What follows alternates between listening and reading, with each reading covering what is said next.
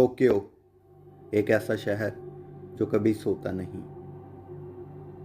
रात के अंधेरे में भी यहाँ की सड़कें नियॉन लाइट से जगमगाती रहती हैं। हर तरफ चलती गाड़ियों की आवाज़ और मेट्रो की हल्की गूंज और भीड़ के बीच एक अजीब सी तन्हाई।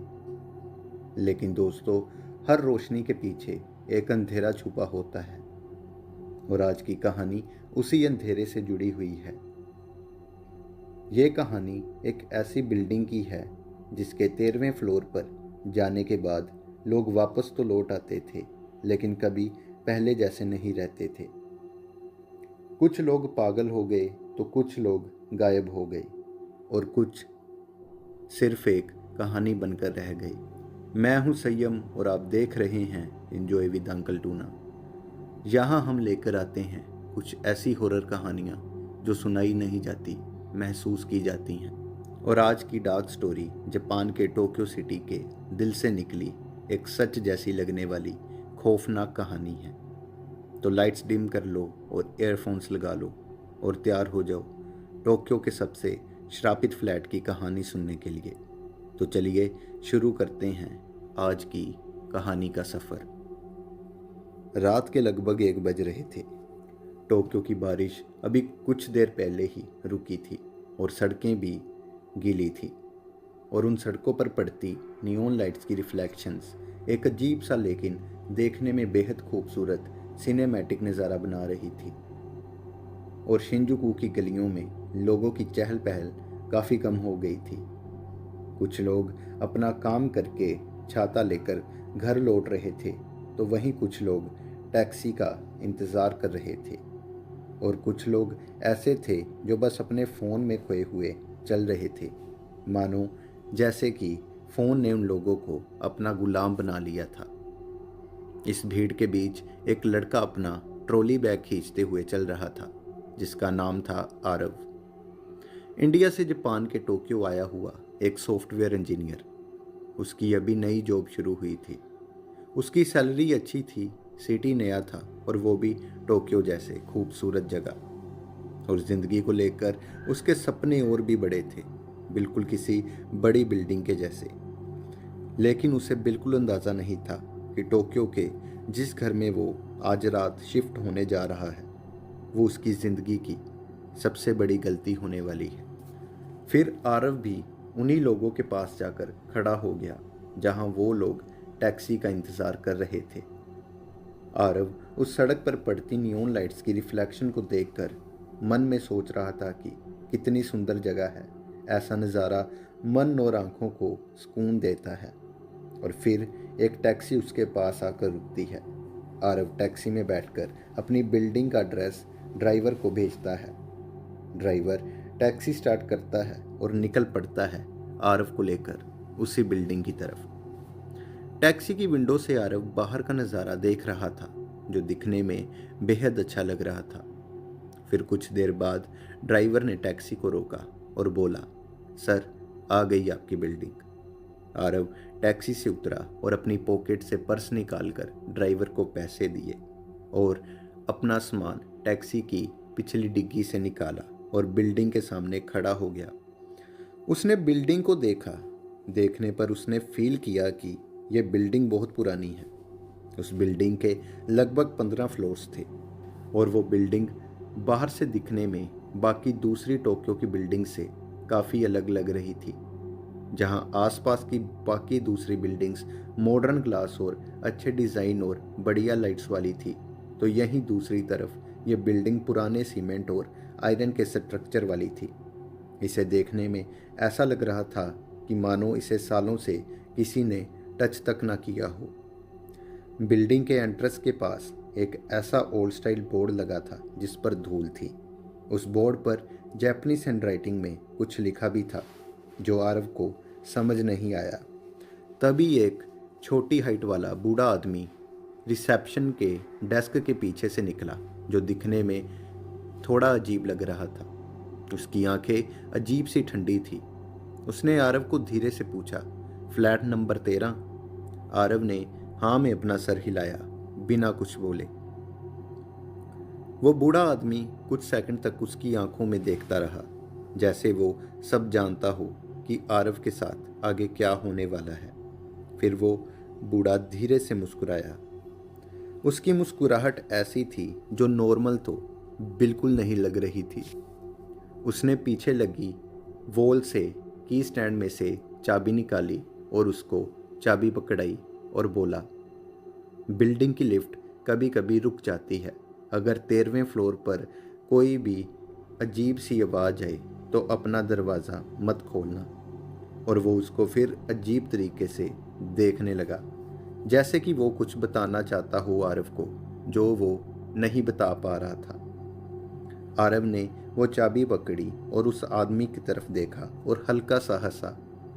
फिर आरव भी निकल गया। आरव थक चुका था। अब उसे था कि वो अपने कमरे में जाए और अच्छी नींद ले, जिससे उसकी थकावट खत्म हो जाए। फिर आरव लिफ्ट की तरफ चला जाता है और बूढ़ा आदमी बस उसे देखता रहता है। आरव लिफ्ट में जाता है और सोचने लगता है कि बूढ़े आदमी ने क्यों बोला कि अगर कोई आवाज़ आए तो दरवाज़ा मत खोलना। शायद ये कोई ओल्ड जापानीज सुपरस्टिशन होगी जो उसने मुझे ऐसा बोला। लिफ्ट धीरे धीरे ऊपर जा रही थी। जैसे जैसे लिफ्ट ऊपर जा रही थी, उस लिफ्ट में आवाज़ आ रही थी। ऐसी आवाज़ जैसे इस लिफ्ट की सालों से कोई सर्विस नहीं हुई। जैसे जैसे लिफ्ट हर फ्लोर पर ऊपर जा रही थी, वैसे ही हर फ्लोर की लाइट फ्लिक हो रही थी। आरव को उस लिफ्ट में एक अजीब सी नेगेटिविटी फील होने लगी थी। आरव का दिल अजीब सा हैवी फील कर रहा था। जब लिफ्ट 13वें फ्लोर पर रुकी, एक झटके के साथ लिफ्ट का दरवाज़ा बड़े हैरत अंगेज और अजीब तरीके से खुला। आरव लिफ्ट से बाहर निकला और अपना सामान निकाला। बाहर पूरा कॉरिडोर अंधेरे में डूबा हुआ था और सिर्फ एक कोने में लगी एक ट्यूबलाइट ब्लिंक कर रही थी, जैसे कोई उसको बार बार ऑन ऑफ कर रहा हो। और बाकी पूरा फ्लोर साइलेंट था। ना कोई इंसान की आवाज़, ना कोई टीवी की साउंड और ना कोई फुटस्टेप। बस दूर कहीं पानी की बूंदों की टपकने की आवाज़ आ रही थी। आरव ने अपने फ्लैट का दरवाज़ा खोला। अंदर सब कुछ नॉर्मल था। रूम में एक सोफ़ा, एक स्टडी टेबल और एक बाथरूम, और सामने वॉल पर एक बड़ा सा मिरर। मिरर देखते ही आरव कुछ सेकंड्स के लिए रुक गया। उसे ऐसा लगा जैसे उस मिरर में उसका रिफ्लेक्शन उससे एक सेकंड लेट मूव कर रहा हो। उसने अपनी आंखों को झपकाया। मिरर में उसकी रिफ्लेक्शन ने भी वैसे ही किया। मतलब सब कुछ नॉर्मल था। उसने सोचा शायद उसकी थकान के कारण उसे ऐसा लगा। और फिर उस रात की असली कहानी शुरू हुई। फिर आरव ने अपने बैग से कपड़े निकाले और कपड़े चेंज किए, और उसके बाद वो बेड पर लेट गया। और कुछ टाइम करवट बदलने के बाद आरव की आंख लग गई। थोड़ी देर बाद रात के एग्जैक्टली 3 बजे आरव की आंख अचानक खुल गई। आरव के रूम में पूरा अंधेरा था। तभी दरवाजे पर 3 नोक्स हुई। आरव सीधा उठकर बैठ गया। उसने कुछ सेकंड्स वेट किया कि तभी फिर से दरवाजे पर नोक हुआ। वो भी 3 बार, और इस बार थोड़ी जोर से। आरव का पूरा गला सूखने लगा। वो अपने बेड से नीचे उतरा और धीरे धीरे दबे पांव दरवाजे की तरफ बढ़ा। जब उसने दरवाजे के पीप होल से एक आंख बंद करके और थोड़ा सा झुककर बाहर देखा, तो उसने देखा कि बाहर कोई नहीं था। पूरा कॉरिडोर खाली था। सिर्फ वही ट्यूबलाइट फ्लिकर हो रही थी जो उसने आते टाइम देखी थी। और जब उसने नीचे ज़मीन की तरफ देखा कि गीले फुटप्रिंट्स थे जो उसके दरवाजे तक आकर रुक गए थे, लेकिन वहाँ और कुछ भी नहीं था सिवाय उन फुटप्रिंट्स के। आरव ये देखकर पूरा दंग रह गया, और उसकी सांस भी पूरी फूल चुकी थी और डर भी उसके चेहरे पर साफ दिख रहा था। वो पीछे हुआ और एक लंबी सांस ली, और फिर आरव एक बार फिर से पीप होल से दोबारा बाहर देखा, और कॉरिडोर अब भी खाली था। लेकिन इस बार फर्श पर फुटस्टेप्स बिल्कुल साफ दिख रहे थे, जैसे कोई बारिश में भीग कर उसके फ्लैट तक आया हो और फिर हवा में गायब हो गया हो। आरव का दिल जोर जोर से धड़कने लगा था। उसने धीरे धीरे से दरवाजे का लैच खोला और दरवाजा आधा सा खोलकर अपना सिर दरवाजे से बाहर निकाला और बाहर झांका। उस 13वें फ्लोर का कॉरिडोर अजीब सी ठंडी हवा से भर गया था। ट्यूबलाइट अभी भी ब्लिंक कर रही थी, वैसे ही जैसे कोई इसको ऑन ऑफ कर रहा हो, और वो फुटप्रिंट्स उसके दरवाजे से थोड़े आगे जा रहे थे, जो उसके पीप होल से सिर्फ अपने दरवाजे तक दिख रहे थे। आरव ने हिम्मत करके उनके पीछे चलना शुरू किया। जैसे जैसे वो उन फुटप्रिंट्स की तरफ बढ़ता रहा, वो फ्लोर और भी ठंडा होने लगा था। उसे अब ठंड भी महसूस होनी शुरू हो गई थी। उसे ऐसा लग रहा था कि जैसे किसी फ्रीजर के अंदर आ गया हो। कॉरिडोर के लास्ट में एक पुराना सा अपार्टमेंट डोर था, फ्लैट नंबर 1307। उस डोर के सामने फुटप्रिंट्स रुक गए थे। आरव भी वहीं रुका। वो पहले ही थका था और अब थकावट के साथ उसको डर भी लग रहा था। दरवाजे पर पुरानी जापानीज राइटिंग में कुछ खुरचा था और धूल भी लगी थी, और नीचे लाल रंग के दाग भी थे। पहले आरव को लगा कि ये लाल रंग के पेंट के दाग हैं, लेकिन ध्यान से देखने पर वो सूख चुका खून जैसा लग रहा था। उसने दरवाजे के पास जाकर धीरे से दरवाजे का हैंडल घुमाया, लेकिन तभी आरव को उसके पीछे कॉरिडोर में किसी के चलने की आवाज़ आई, जैसे कोई गीले पैरों से धीरे धीरे उसकी तरफ आ रहा हो। आरव ने सहमे हुए पीछे मुड़कर देखा, लेकिन इस बार भी कॉरिडोर फिर से खाली था। उसका गला पूरा सूख गया था। वो पूरा डर चुका था। वो बिना कुछ समझे तेजी से अपने फ्लैट की तरफ भागा और अपने रूम में गया और दरवाज़ा बंद किया और लॉक कर दिया, और सामने पड़े टेबल से ग्लास लेकर जग में से पानी गिलास में डाला और पानी पिया, और तभी अंदर से बाथरूम का टैप खुद से चल पड़ा। आरव ने पानी का ग्लास टेबल पर रखा और अपनी पॉकेट में से रुमाल निकाला और अपना माथा साफ किया, जो पूरा पसीने से लथपथ हो गया था, और धीरे धीरे बाथरूम की तरफ बढ़ा। बाथरूम की टैप से पानी बह रहा था। उसने टैप के पास जाकर थोड़ा झुककर टैप को बंद किया, और उसने सर ऊपर किया तो बाथरूम के मिरर में उसने अपना रिफ्लेक्शन देखा।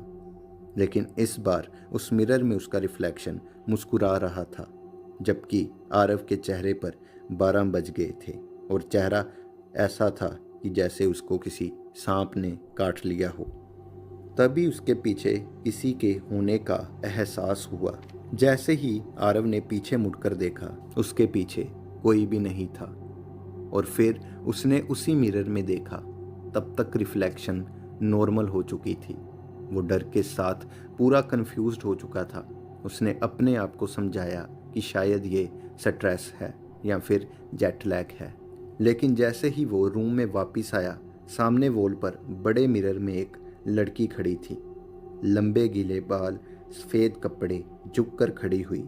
उसका चेहरा बालों से छुपा हुआ था। आरव ये सब देखकर मानो वहीं जम गया।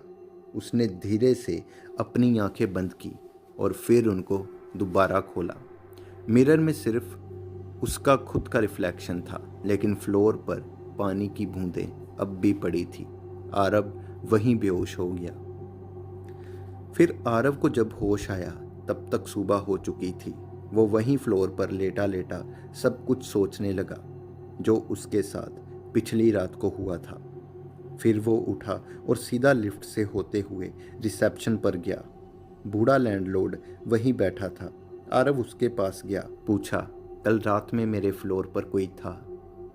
बूढ़ा आदमी आरव को कुछ सेकंड्स देखता रहा और फिर उसने धीरे से कहा, क्या तुमने उसे देख लिया? आरव का दिल एक पल के लिए रुक गया और उसने धीमी आवाज में कहा, कौन और किसे? बूढ़े आदमी ने धीरे से कहा, यूमी। आज से लगभग 10 साल पहले एक लड़की इसी फ्लैट में रहती थी जिसका नाम था यूमी तनाका।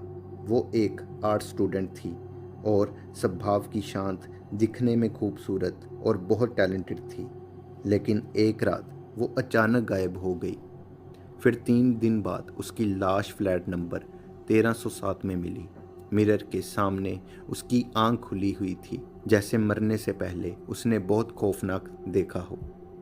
लैंडलॉर्ड ने बताया यूमी एक पुराना एंटिक मिरर घर लेकर आई थी। उसने कहा कि ये मिरर में उसे अक्सर एक और दुनिया दिखती है। पहले सबने इसे मजाक समझा, लेकिन धीरे धीरे बिल्डिंग के लोगों ने भी अजीब चीज़ें नोटिस करनी शुरू की, जैसे रात के 3 बजे कॉरिडोर में गीले फुटप्रिंट्स, बंद फ्लैट से हंसने की आवाज़ और मिरर में खड़ी एक लड़की जो कभी सीधा कैमरा या इंसान को नहीं दिखती थी, सिर्फ रिफ्लेक्शन में नजर आती थी। ये सब सुनकर आरव और डर गया। फिर वो वापस आकर काम पर चला गया। शाम को जब आरव वापस लौटा तो उसने उसी बूढ़े को रिसेप्शन में बैठा देखा, जो फिर उसे अजीब से ही देख रहा था।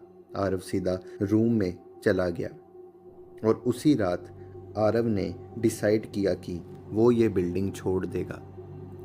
उसने अपना बैग पैक किया, अपना लैपटॉप जो टेबल पर पड़ा था उसने बंद किया, और जैसे ही वो लैपटॉप बंद करके डोर की तरफ बढ़ा, उसके फ़ोन में एक नोटिफिकेशन की साउंड आई।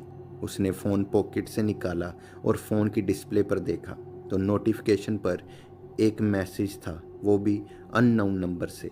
और मैसेज में सिर्फ एक लाइन लिखी थी, 1307 का दरवाज़ा कभी मत खोलना।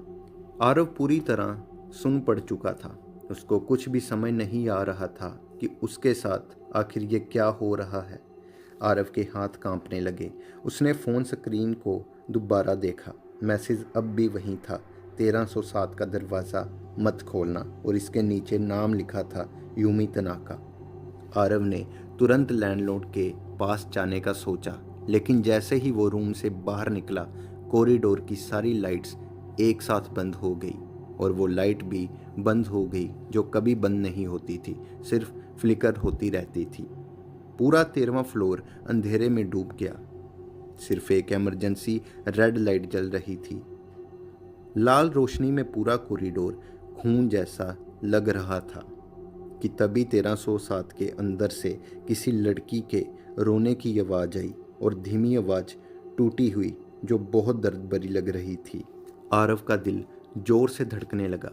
वो कुछ पल वहीं खड़ा रहा। फिर उसने सोचा, अगर सच जानना है तो उस दरवाजे के पीछे क्या है देखना ही पड़ेगा। फिर आरव ने थोड़ी हिम्मत दिखाई। फिर आरव धीरे धीरे 1307 के पास गया। फिर वो दरवाजे के पास पहुंचा, जो दरवाज़ा कल बंद था, लेकिन अब दरवाजे का हैंडल खुद से हिल रहा था, जैसे कोई अंदर से उसे खोलने की कोशिश कर रहा हो। आरव ने थोड़ी हिम्मत की और दरवाजे का हैंडल पकड़ने लगा कि तभी दरवाज़ा बिना उसके हाथ लगाए खुल गया।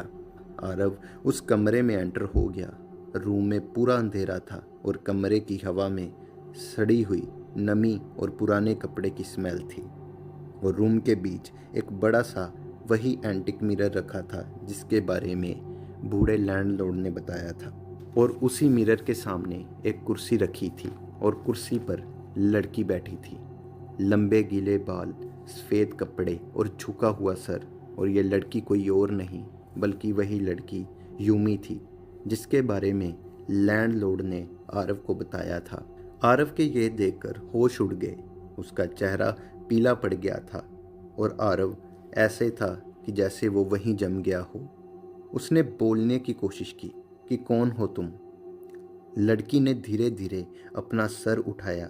लड़की का चेहरा पूरा पीला था और आंखें बिल्कुल काली, और उसके होठों पर एक अजीब सी स्माइल थी, लेकिन उसकी आवाज़ बिल्कुल शांत थी। वो लड़की बोली, मैं तुम्हें बचाने आई हूँ। आरव ने थोड़ी लंबी सांस ली, लेकिन डर भी उसके चेहरे पर साफ साफ दिख रहा था। यूमी ने धीरे से मिरर की तरफ इशारा किया, मैं बुरी नहीं हूँ, ये बिल्डिंग बुरी है। आरव समझ नहीं पाया कि वो क्या बोल रही है। तभी यूमी ने बताया कि 10 साल पहले इस बिल्डिंग के ओनर लोगों पर एक्सपेरिमेंट्स करता था। वो इस मिरर को एक स्पिरिचुअल गेटवे मानता था।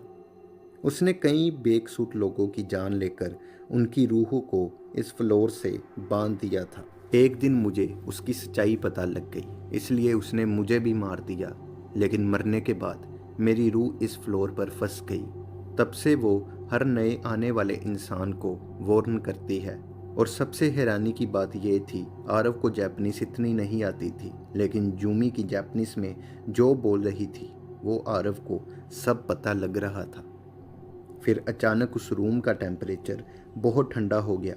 मिरर में एक और रिफ्लेक्शन दिखने लगी, एक बूढ़े आदमी जिसकी लंबी मुस्कान और काली आंखें।